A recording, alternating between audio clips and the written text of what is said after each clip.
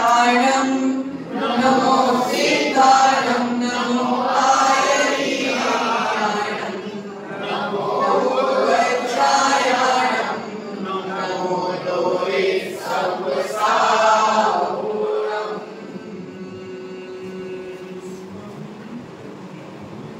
मेरे पवित्र मन में गुरुदेव आओ, मैं शास्त्र वाचन करूं प्रतिभा जगाओ।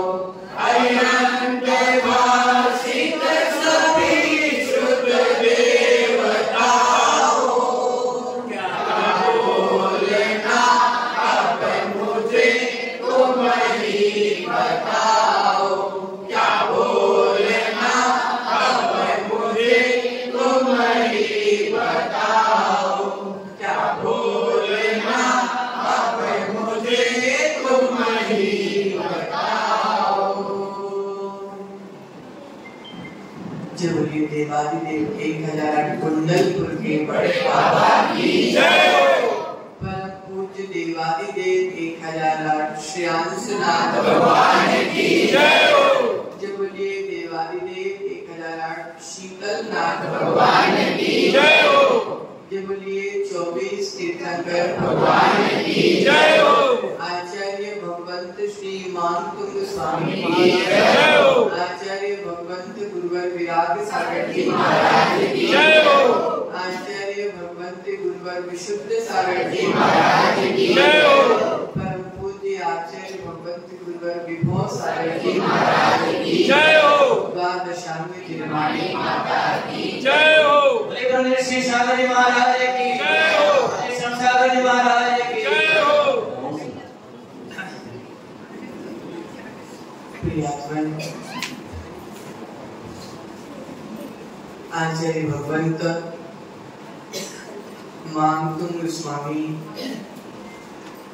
शरीर से जेल में, चित्त से प्रभु के चरणों में अपनी भावना भक्ति प्रेषित कर रहे हैं।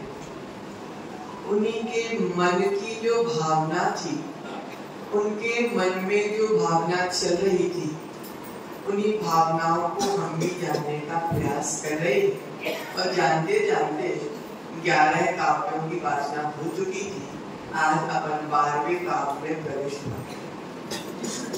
ये शांति लागे रुचि भी परमाणु विश्वाम। ये शांत लागे रुचि भी परमाणु विश्वाम। निर्मापित त्रिभुवनैक ललाम भूता। निर्मापित त्रिभुवनैक ललाम भूता। तावन्तेव खलु ते प्रणवा प्रतिज्ञा। तावन्तेव खलु ते प्रणवा प्रतिज्ञा। यते समानमपरं नहि रूपमस्ति। यते समानमपरं नहि रूपमस्ति। आचार्य भगवंत मानतुंग स्वामी कह रहे हैं कि हे जिनेंद्र भगवान, हे जिनेंद्र देव, जिन राग रहित, कैसे राग रहित, जिन राग रहित परमाणुओं से आपकी रचना हुई है, मालूम होता है कि वे परमाणु उतने ही थे। कितने थे? उतने ही थे, सीमित थे, ऐसा हमको मालूम होता है। यदि और अधिक होते तो आप जैसा रूप किसी और दूसरे का भी होता। लेकिन स्पष्ट ज्ञान हो रहा है, स्पष्ट ज्ञात हो रहा है कि वह परमाणु मात्र उतने ही थे। हे भगवान, आप अद्वितीय सुंदर हैं, आप जैसा कोई दूसरा सुंदर हो नहीं सकता। क्योंकि भगवान की देह, भगवान का शरीर और जो शुभ शांत सुंदर सुंदर परमाणु से निर्मित हुए थे वे परमाणु उतने ही थे। कितने थे बच्चों? उतने ही थे। अगर और होते तो हे जिनेंद्र भगवान, आप जैसा सुंदर रूप और किसी का भी हो सकता था, लेकिन आपका रूप अद्वितीय है, किसी दूसरे का हो नहीं सकता। हे जिनेंद्र देव, हे जिनेंद्र भगवान, भगवान की देह में जो समाहित, क्या समाहित है? वीतरागता के परमाणु समाहित। आचार्य मानकुंड स्वामी कह रहे हैं, धरती में, हे जिनेंद्र भगवान, इस धरती में आप ही अद्वितीय और अनुपम सुंदर है। क्या शब्द उपयोग किया गया? मतलब अनुपम। अनुपम अर्थात जिसकी हम किसी से तुलना नहीं कर सकते। हे जिनेंद्र देव, आप अद्वितीय सुंदर हैं। ऐसा प्रतीत होता है कि परमोदारिक शरीर की रचना जिन उज्जवल शांत राग रहित पौद्गलिक परमाणुओं से हुई थी, वह परमाणु सृष्टि परमात्मा उतने ही थे जितने से आपकी रचना हो गई, और नहीं थे इसलिए आप जैसा सुंदर कोई दुनिया में दूसरा राग द्वारा, बड़ा ध्यान से, बहुत अच्छा विषय नक्षत्र परमाणुओं का विषय। आचार्य परमेश्वरी बहुत प्यारी बात कह रहे हैं कि राग द्वारा एकत्रित जो पुद्गल स्कंद है वह राग ही पैदा करते हैं, और वीतरागी परमाणुओं का जो पुद्गल स्कंद है वह वीतरागता ही उत्पन्न करते हैं। इस तीनों लोक में प्रत्यक्ष रूप से सुंदर आप ही हैं, आप ही अद्वितीय हैं। आचार्य भगवंत कहते हैं, रागी जीव राग के परमाणुओं को चुनता है, और वीतरागी जीव वीतरागता के परमाणुओं को चुनता है। बाजार में माताओं, हम जब बाजार में जाते हैं तो बाजार में बहुत सारी वस्तुएं रहती है, लेकिन जिसको जो पसंद आता है वह उसको ही खरीदता है। मतलब सब्जी मंडी कौन गया? सब गए सब्जी मंडी। यही मंदिर के बाहर लगती कि नहीं लगती सामने? अब सब्जी मंडी में सभी प्रकार की सब्जी मंडी में सभी प्रकार की सब्जी है, लेकिन किसी को मिर्ची पसंद आती है, किसी को नींबू पसंद आता है, किसी को करेला पसंद आता है, और जिसको जो पसंद आता है वह अपनी अपनी पसंद से चयन कर लेता है और खरीद लेता है। सब्जी मंडी में बहुत प्रकार की सब्जी है। स्वर्णकार की दुकान में, स्वर्णकार की दुकान किसकी है? हाँ, संभव ज्वेलर्स। आपकी दुकान में हार भी मिलता है, कान के बाले भी मिलते हैं, हाथ का कड़ा भी मिलता है, आदि आदि अनेक आभूषण मिलते हैं, लेकिन जिसको जो पसंद आता है वह अपनी अपनी पसंद से खरीद लेता है। प्रियात्मन, उसी प्रकार जब जब मेरे भीतर इस संसार में भैया चारों ओर परमाणुओं से भरा हुआ है, पूरा संसार पौद्गलिक परमाणुओं से भरा हुआ है। जब जब मेरे भीतर राग उत्पन्न होता है, क्या उत्पन्न होता है? जब मेरे भीतर राग उत्पन्न होता है, जब राग के परमाणु में जोड़ लेता हूँ, और जब मेरे भीतर से वीतरागता की भावना आती है, जब मैं वैराग्य के परमाणु जोड़ लेता हूँ, जिसको जो पसंद आएगा वही खरीदेगा। उसी प्रकार जिसको राग का परमाणु, राग के परमाणु राग को जन्म देते हैं, और वीतरागता के परमाणु वीतरागता को जन्म देते हैं। समस्त संसार में कहीं भी चले जाओ, समस्त संसार में कहीं भी चले जाओ, तीन लोक में कहीं भी चले जाओ, ये कार्बन वर्गणाएं सर्वत्र पूरे संसार में भरी पड़ी। कर्म के परमाणु उसको भी रोक लेते हैं जिसको दुनिया वाले कहीं नहीं रोकता। आज भगवत कह रहे हैं जहां न पहुंचे सूर्य किरणें वायु के झोंके, जहां न पहुंचे सूर्य की किरणें वायु के झोंके, वहां कर्म आकर के पकड़े रुके न रोके, रोके नहीं रोके। जहां पर सूर्य भी नहीं पहुंचता हो, जहां पर वायु भी नहीं पहुंचते हो, कितने भी अलवाई दरवाजे बंद कर लेना, ताले लगा लेना, लेकिन कर्मों को पकड़ना है तो अंदर से भी पकड़ के ले आए। कितने भी घर में छुप के बैठ लेना, कितने भी घर को बंद करके बैठ लेना, लेकिन जो कर्म है वह कर्म तुमको कहीं से भी घसीट कर ले आए। इसलिए आज भगवंत कह रहे हैं कर्म के परमाणु सर्वत्र है, उनको रोकना आसान नहीं है। देखो जिस समय मैं राग कर रहा हूं, उस समय जो वर्गणाएं आएंगी वे राग की वर्गणाएं आएंगी। समझ में आ रहा है? जिस समय मैं राग कर रहा हूं उस समय राग की वर्गणाएं आएंगी, जिस समय मैं द्वेष करता हूं उस समय द्वेष की वर्गणाएं आएंगी, जिस समय मैं जैसा काम करता हूं वैसी वर्गणाएं आएंगी। इसको कोई उदाहरण के माध्यम से अपन समझते हैं। आपका यह तन राग से भी बनता है, आपका यह तन द्वेष से भी बनता है, आपका यह तन वीतरागता से भी बनता है। जैसी भावना होगी वैसी वर्गणाएं आएंगी, और जैसी वर्गणाएं आएंगी वैसा तुम्हारा तन निर्मित हो जाएगा। आप लोग क्या कहते हो? महाराज खून का रिश्ता है। क्या कहते हैं भाई? खून का रिश्ता है। लेकिन आचार्य कहते हैं खून का रिश्ता कुछ नहीं है, राग का रिश्ता है। किसका रिश्ता? राग का रिश्ता है, खून का रिश्ता नहीं है। आचार्य कह रहे हैं जिससे दुश्मनी हो गई उससे काय का रिश्ता है? द्वेष का रिश्ता है। माताओं, राग के परमाणु और द्वेष के परमाणु। माँ जब संतान को दूध पिलाती है तो अक्षर भाई दूध में कौन सी शक्कर मिला के पिलाती है?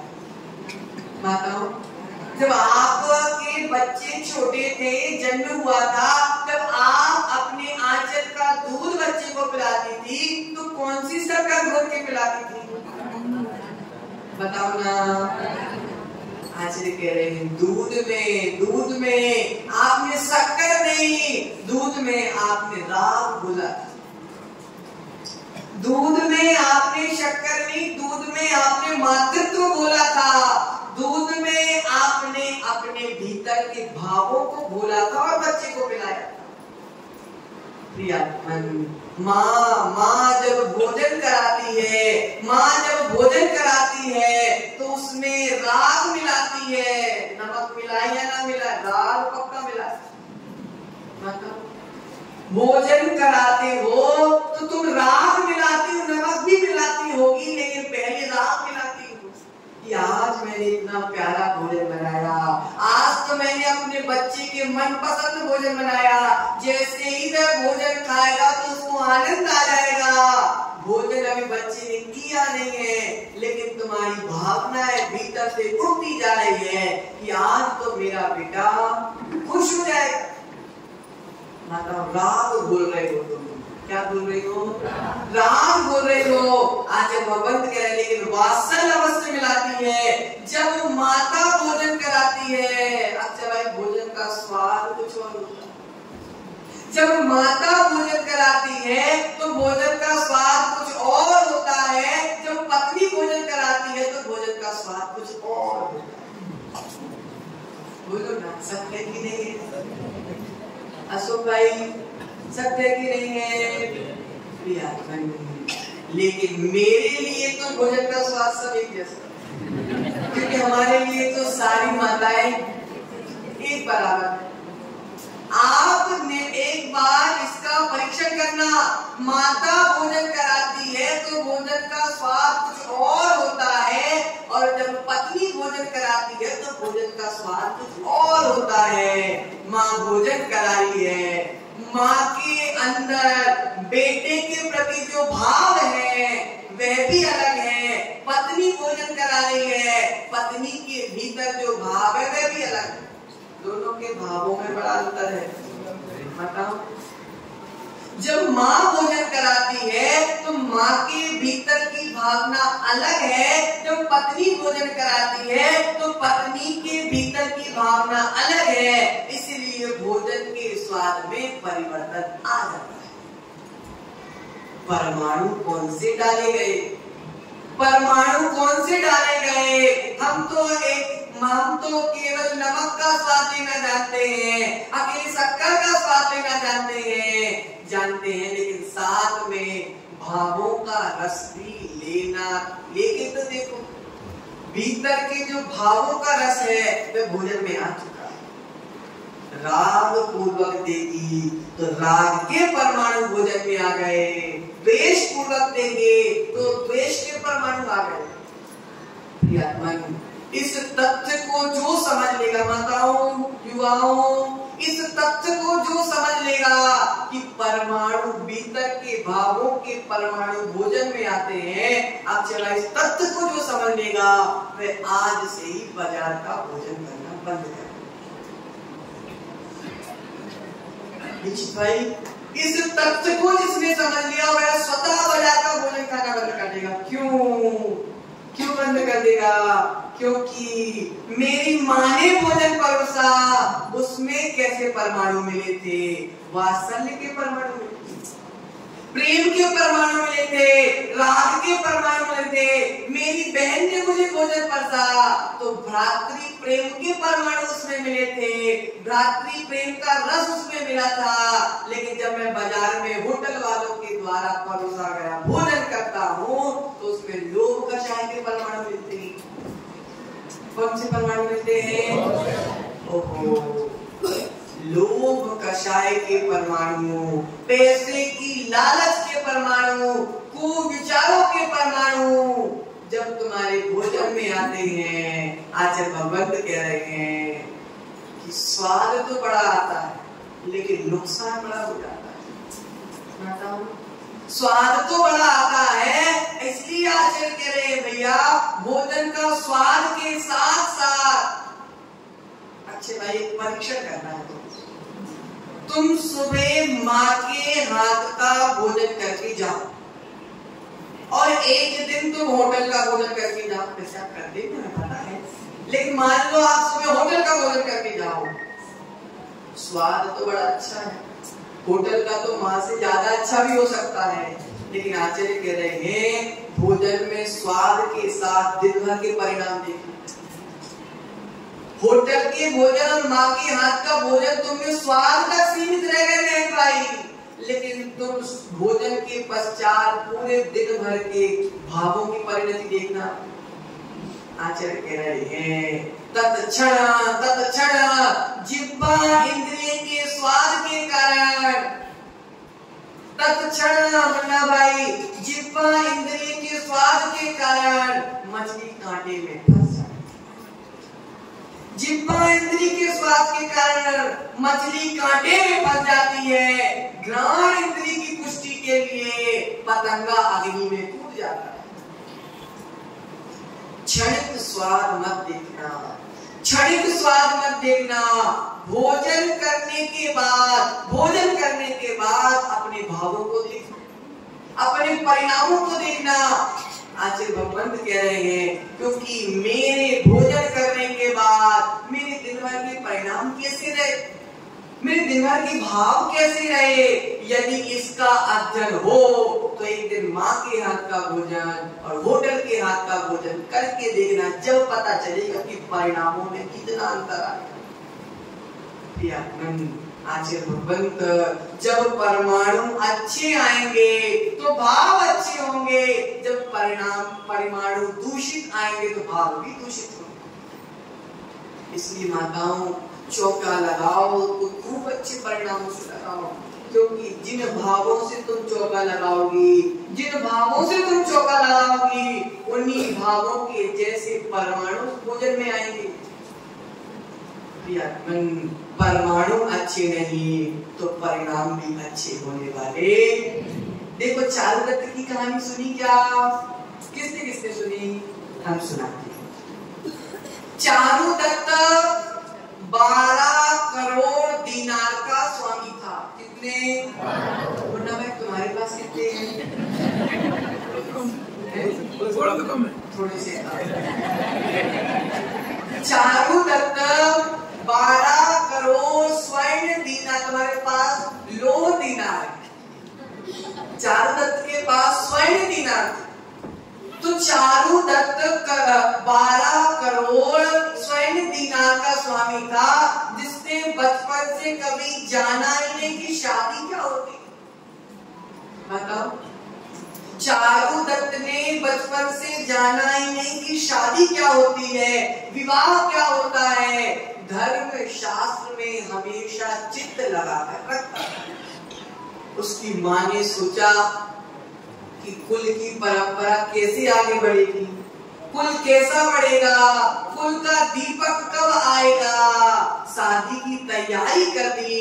माँ ने ये शादी क्या होती है, क्या पूछा शारदा अपनी माँ से, मम्मी ये शादी क्या होती है। तो मम्मी ने बोला बेटा शादी कुछ नहीं होती, एक लड़की के साथ तुमको 7 चक्कर लगाना है और वह लड़की अपने घर में आ जाएगी। मैं भोजन बनाते बनाते थक जाती हूँ तो मेरे साथ में मदद करा देगी। हाँ मम्मी मैं कर लूंगा शादी। क्या बोले चारुदत्त ने? मैं कर लूंगा शादी। माँ बोली बेटा मुझे भोजन बनाकर देगी, तुझे भोजन बनाकर देगी, कम से कम हमारी मेहनत तो कम हो जाएगी। जब अब बेचारा भोला भाला माँ की सहायता के लिए बेटे ने शादी कर दी। अब शादी होने के बाद बेटा एक दिन भी पत्नी के पास नहीं गया, एक दिन भी पत्नी के पास कक्ष में नहीं गया। अब ससुराल पक्ष और माता पक्ष सब पता ही है संसार की लीला, आप लोग तो भुक्त होगी। अब ससुराल वाले माता पक्ष वाले दोनों विचार कर रहे हैं कि विवाह को 2 साल हो गए, आंगन में कुल दीपक नहीं जला। शादी को 2 साल हो गए, आंगन में किलकारी नहीं गूंज रही है। अब भैया समाचार मिला, तो एक ही समाचार मिला कि दामाद साहब तो केवल और केवल धर्म करते, दामाद साहब तो 24 घंटे केवल शास्त्रों में लगे हैं। प्रियात्मन बहुत गहरा रहस्य बता रहे हैं, परमाणुओं का इतना गहरा रहस्य बता रहे, ध्यान से सुनो। प्रियात्मन संसार कर्म कुछ जानते ही दामाद जी। अब माँ ने कहा कि अब संसार तो सिखाना पड़ेगा। तो एक चाचा थे उनके, उन चाचा से माँ ने बोला कि देवर जी बच्चे को ले जाओ, बच्चे को थोड़ा संसार दिखा कर। क्या दिखा के लाओ माता? संसार दिखा के लाओ माँ बच्चे को। परिणाम हुआ कि वह संसार को देखने गया तो चाचा लेके गए और नगर की जो वेश्या थी उसके घर में ले गए। कहाँ ले गए? संसार जो उसके एरिया की, नगर की जो वेश्या थी उसके घर पे ले गए। अब वेश्या के घर पे ले गए, जिसका नाम था, वेश्या थी जो वेश्या की पुत्री थी, उसका नाम था वसंत सेना। क्या नाम था? वसंत सेना नाम की वेश्या पुत्री के पास ले गए और वेश्या पुत्री ने कुछ नहीं किया थे भाई, बस पास में बैठी और बोली सेठ जी एक गिलास मेरे हाथ से पानी पी लो। क्या बोले? एक गिलास मेरे हाथ से पानी पी लो। चारुदत्त ने पानी पी। माताओं आप भी पानी पिलाती हो बच्चों को, उस वेश्या ने भी चारुदत्त को पानी पिलाया। आप भी अपने बच्चे को पानी पिलाती हो, उस वेश्या ने भी चारुदत्त को पानी पिलाया, लेकिन आपके पानी पिलाने में परमाणु दूसरे थे और वेश्या पुत्री के पानी पानी पिलाने में परमाणु घुस ले। इसकी समझ में आ रही आपको? तो देखो, जैसे ही पानी पिया, जल तो पिया था, जिस परमाणु का पानी पिया भावों में परिवर्तन आना प्रारंभ हो गया। जिस जीव ने कभी संसार नहीं जाना, जिस जीव ने कभी भोग नहीं जाना, जिस जीव ने कभी पाप नहीं जाना, एक गिलास पानी ने मन में पाप उत्पन्न कर दिया। आचार्य भगवंत कह रहे हैं, अभी तक क्या चारुदत्त ने जल नहीं पिया था क्या? अच्छा भाई, अभी तक चारुदत्त ने जल नहीं पिया था। जल तो पिया था, लेकिन जिस मादकता के परमाणु वैश्या ने उस जल में मिलाए थे, ऐसा जल नहीं पिया। क्या हुआ? मादकता छा गई, वासना छा गई। परमाणु वाला जल ने, परमाणु वाले जल को पीते ही साथ भीतर के भाव कलुषित हो गए। जो चारुदत्त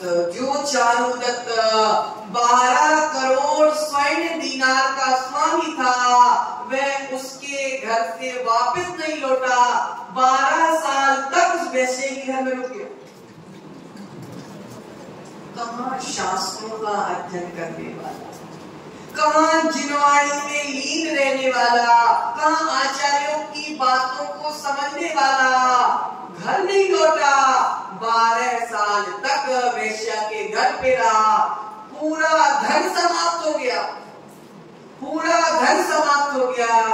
वैश्या प्रेम कब तक करती है? जब तक पॉकेट। वैश्या प्रेम कब तक करती है? जब तक पॉकेट में धन होता है।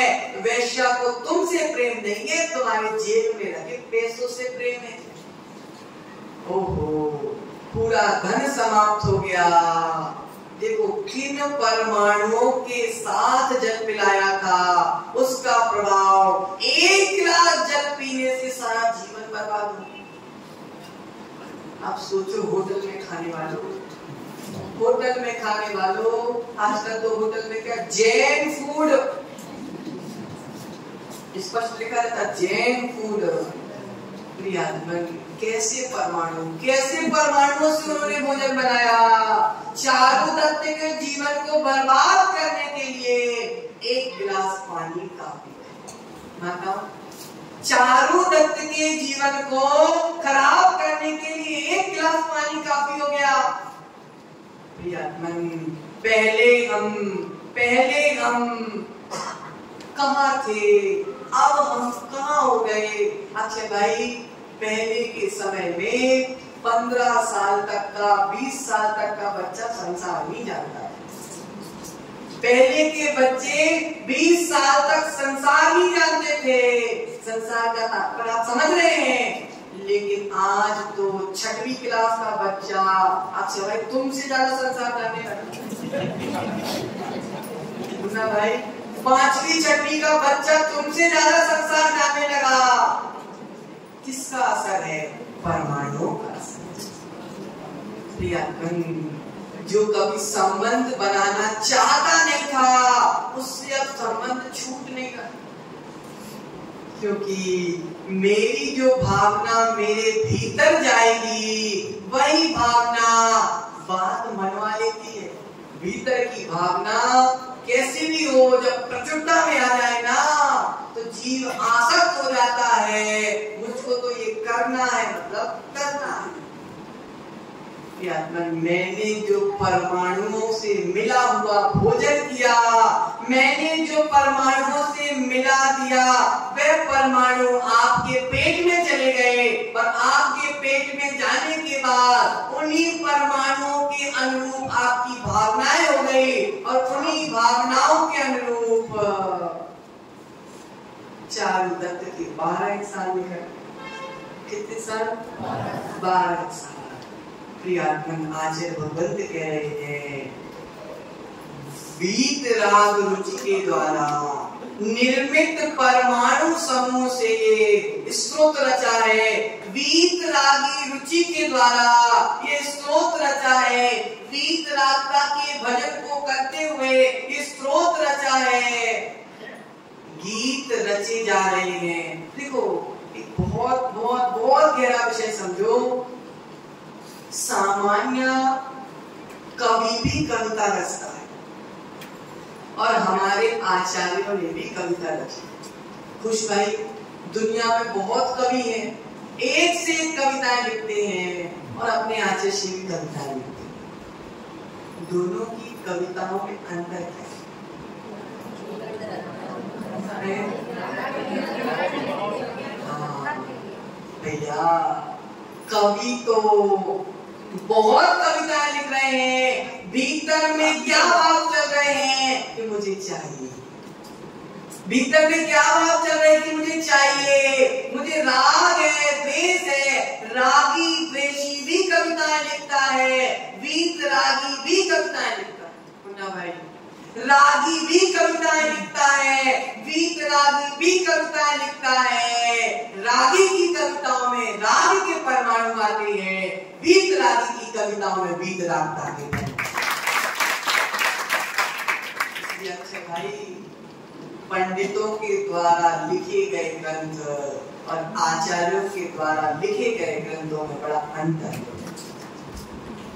पंडितों के द्वारा लिखे गए ग्रंथ और आचार्यों के द्वारा लिखे गए ग्रंथ में बड़ा अंतर है।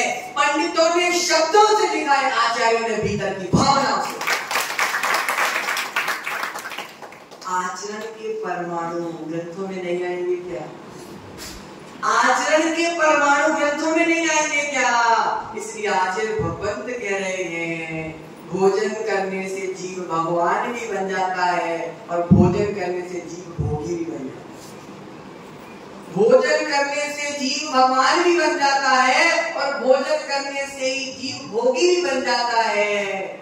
वीत रागता के परमाणु अगर भोजन में बने, माता मैंने उस दिन भी बताया था, वीत जब भोजन बनाओ ना, हमारे लिए चाहे घर वालों के लिए, भीतर की भावना। कभी गुस्से में भोजन मत बनाना, कभी चिड़चिड़ी में भोजन नहीं बनाना, कभी बड़बड़ा करके भोजन नहीं बनाना।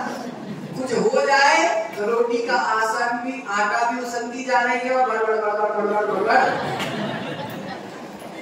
ये तुम माता हो, वही भोजन तुम्हारा पुत्र करेगा, वही भोजन तुम करोगी, वही भोजन तुम्हारे पति करेंगे। जैसे परमाणु भोजन में आज तुम बड़बड़ाते भोजन बनाओगी तो परमाणु बड़बड़ाहट के आ गए। अब जब तुम्हारे पति पिएगा, जब वो बड़बड़ाने में आएगा तो फिर देखो गलती उनकी नहीं है। जैसे परमाणुओं को मिलाकर तुम भोजन बनाओगी, वैसी भावनाएं उनकी अपने आप बन जाएगी। देखो पानी वही है, पानी वही है, मतलब पानी वही है।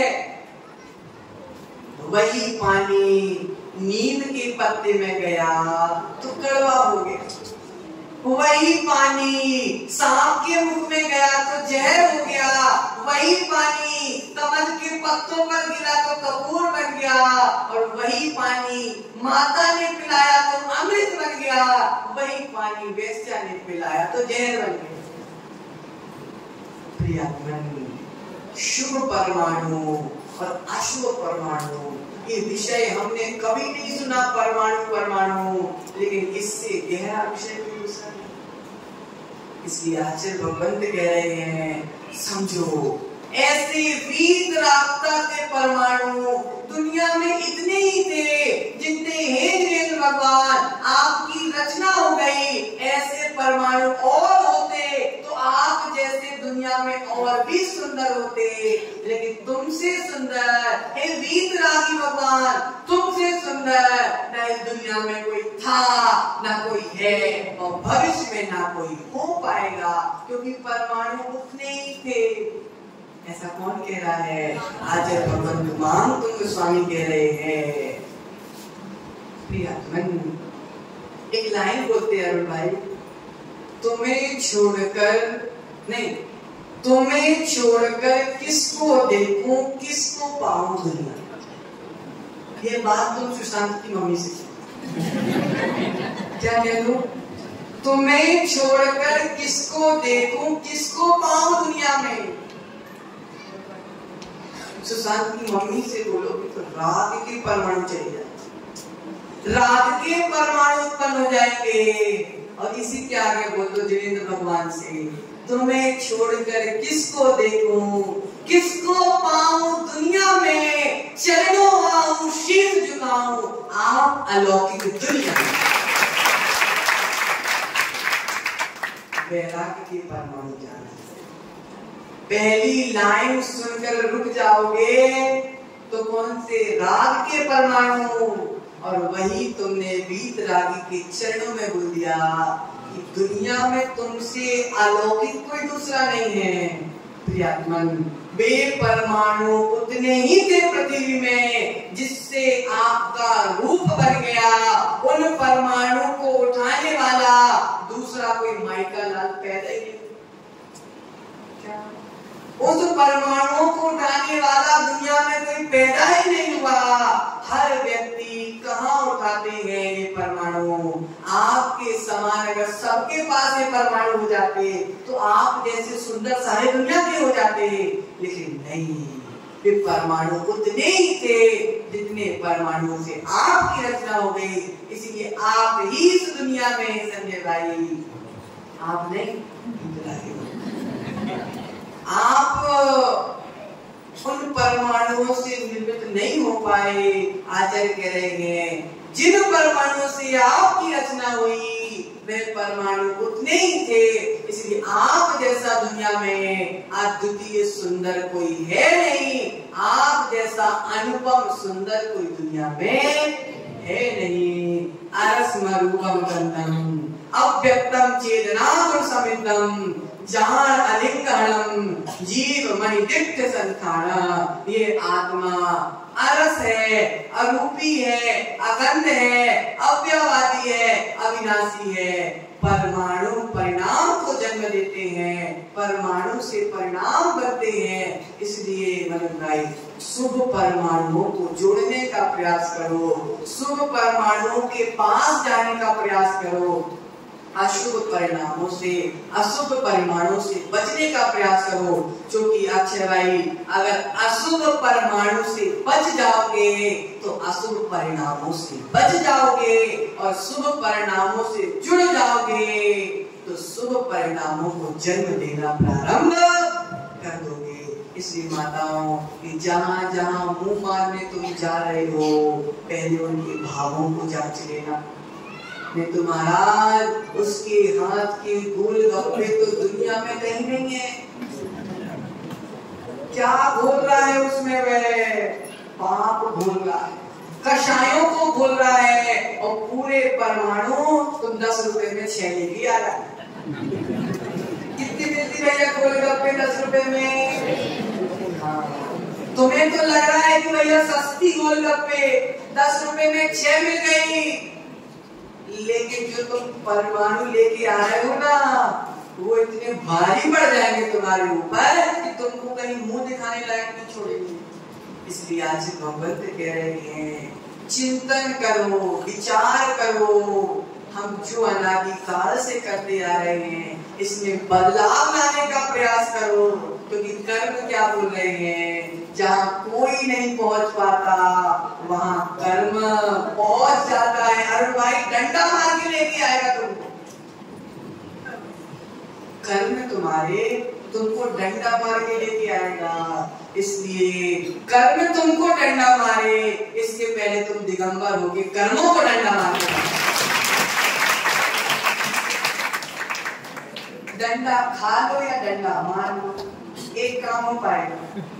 या तो कर्मों को डंडे मार के भगा दो, या तो कर्मों के डंडे खा के संसार में गाय भैंसों जैसे घूमते रहो। कैसे करता डंडा वाला? चल ऐसे कर्म दौड़ा रहे माताओं, अनादि काल से कर्म दौड़ा रहे तुमको, ऐसे तो कर्म दौड़ा रहे पीछे से डंडे लेके। आचार्य कह रहे हैं, अब कर्मों के हाथ से डंडे छीन कर रत्न के डंडे के माध्यम से कर्मों को अपने जीवन से निकालना है, अपनी आत्मा से कर्मों की गंदगी को निकालना है, तब कहीं जा जाकर हमारी आत्मा भी परमात्मा अवस्था को प्राप्त कर पाएगी। इसी मंगल भावना के साथ आचार्य भगवंत श्री गुरुवर विभो सागर जी महाराज की जय। आज का पहला प्रश्न,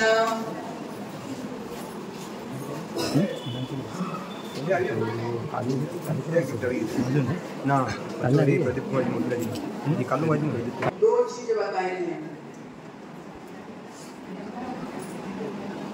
कल पूछा था आपसे, नहीं कल तो प्रश्न ही नहीं हुआ था।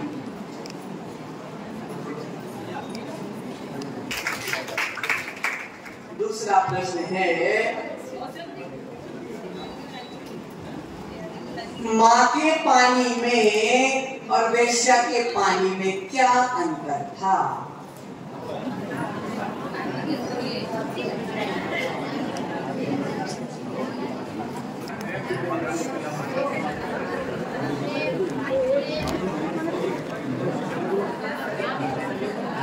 महिला शांत रहे। बोलो। नहीं तुम बैठो। ये रेट सुननी वाली। माँ के पानी में वात्सल्य के और वेश्या के पानी में जहर। बहुत बढ़िया। माँ के पानी में वात्सल्य के परमाणु थे और वेश्या के